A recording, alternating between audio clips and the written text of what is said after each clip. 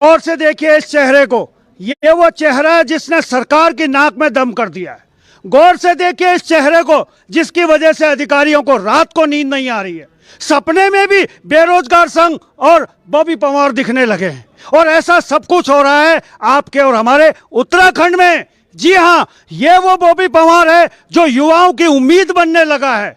युवा भरोसा सरकार से ज्यादा बॉबी पंवार पर करने लगे हैं, और इसकी वजह यह है कि समय समय पर ये लगातार बेरोजगारों की हक की आवाज उठा रहे हैं। और ऐसा ही एक मामला लेके आज ये प्रेस क्लब में पहुंचे हैं। देखते हैं क्या कुछ बड़े खुलासे इन्होंने करे हैं बॉबी पंवार जी के साथ। तो थोड़ा सा बॉबी पंवार जी, युवाओं को बड़ी उम्मीद है, कहीं बिक तो नहीं जाएंगे माफियाओं की तरह? देखिए, बिकना होता तो और लोगों की तरह बिक जाते हैं। 5-6 सालों से जो संघर्ष हो रहा है उसमें मैं बता तो रहा हूँ, जो चीज़ें हमारे संज्ञान में आ रही है और हम सरकार को बता रहे हैं उस पर ही कार्रवाई हो रही है, क्योंकि उन्हें लग गया कि इनके पास पहुंच गई है तो अब कार्रवाई करनी पड़ेगी।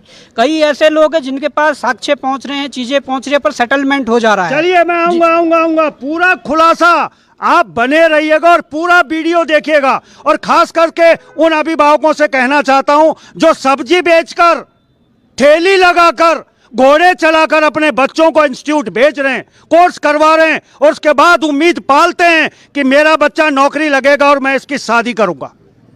हमारे युवा कुंवारे ही बैठे हैं, लेकिन अब वो कुंवारे नहीं बैठेंगे, क्योंकि अब बॉबी पंवार हमारे साथ हैं। तो चलिए पूरा मामला देखते हैं, तो बने रहे। लेटर मुख्यमंत्री महोदय को लिखा गया, और लेटर कौन लिखती है?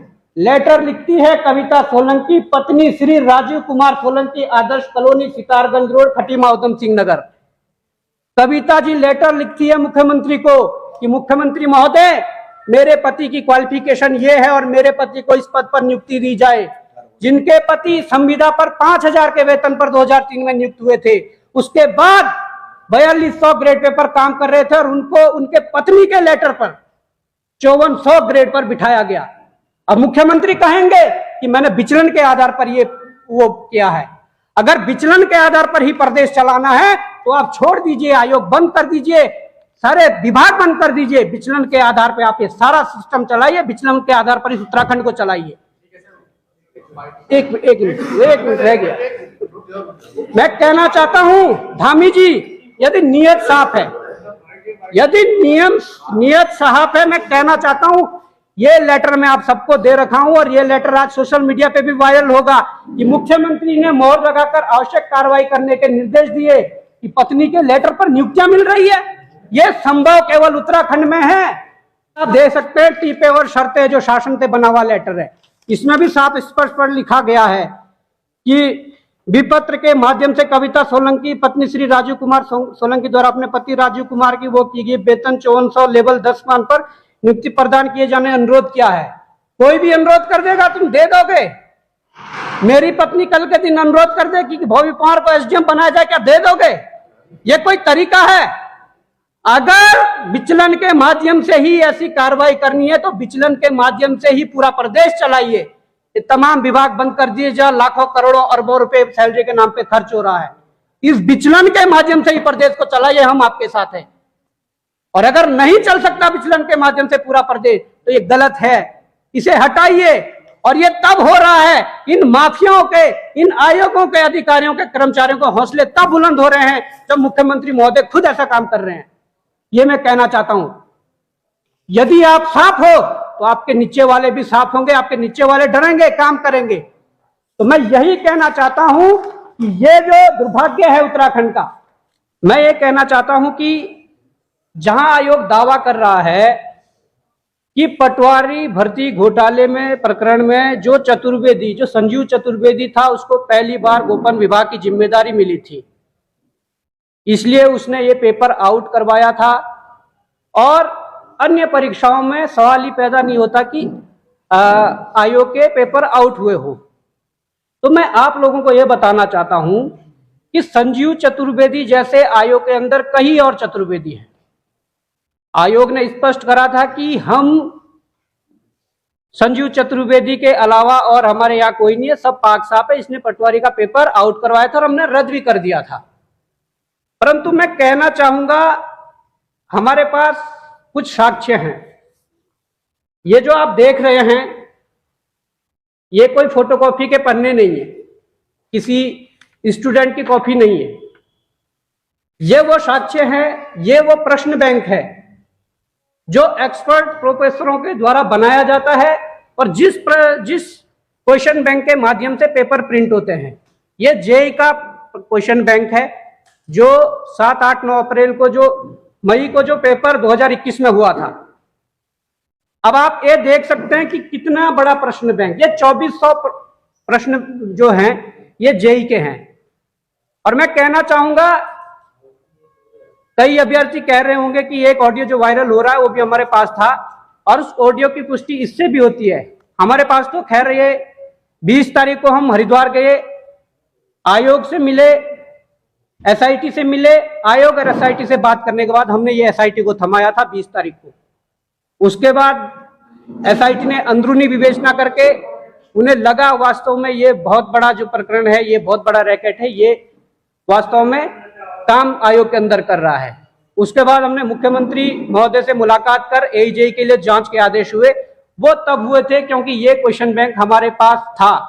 और मैं उन माफियाओं को भी बताना चाहता हूं और मैं उन नकलचियों को भी बताना चाहता हूं कि जब हम ये प्रश्न बैंक सहारनपुर से प्राप्त कर सकते हैं, ये हमने प्रश्न बैंक सहारनपुर से हमें मिला है उत्तराखंड बेरोजगार संघ को, तो हम कहीं से भी चीजें निकाल सकते हैं। आप ये मत सोचिए कि अगर यूकेएसएससी में धांधली चल रही थी तो आप यूकेपीएससी में करें।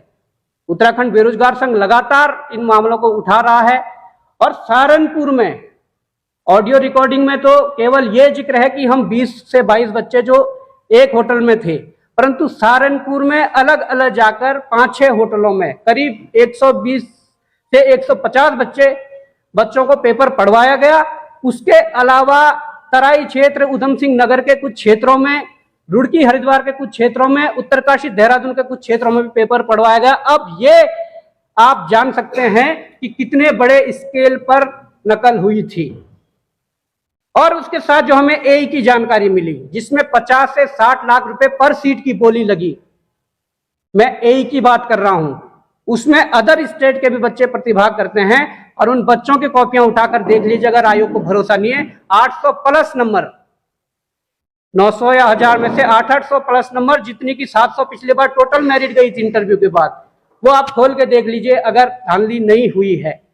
वो बात अलग है कि हमने सीएम साहब को भी सीएम साहब से मिलकर इसके जांच के आदेश करवाए। पर अब चिंता यह है कि जब 2021 अप्रैल में हुई इस परीक्षा में इतनी बड़ी मात्रा में क्वेश्चन बैंक बाहर आ सकते हैं, उसके बाद 2022 8 जनवरी को हुई पटवारी भर्ती परीक्षा में क्वेश्चन बैंक बाहर था।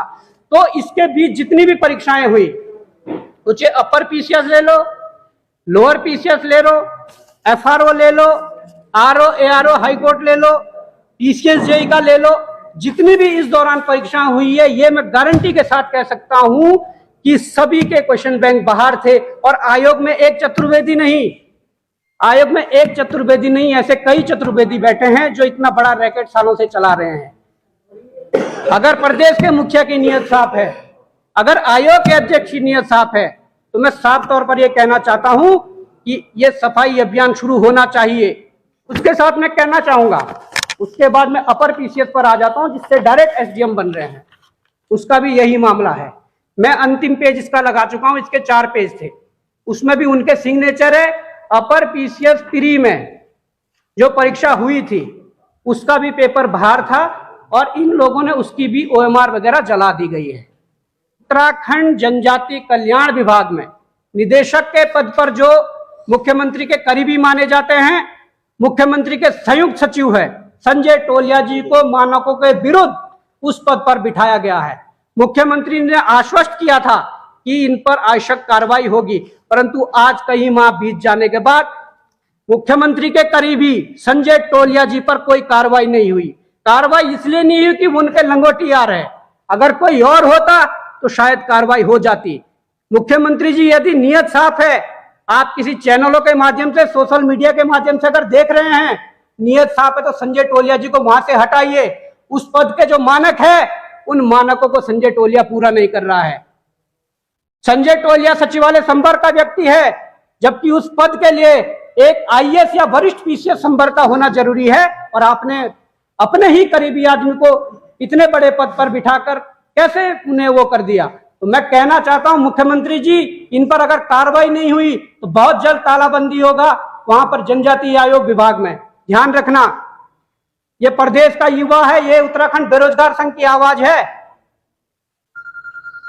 और मैं कहना चाहता हूं, बात यही नहीं रहती, ये संजय टोलिया के द्वारा जारी लेटर है।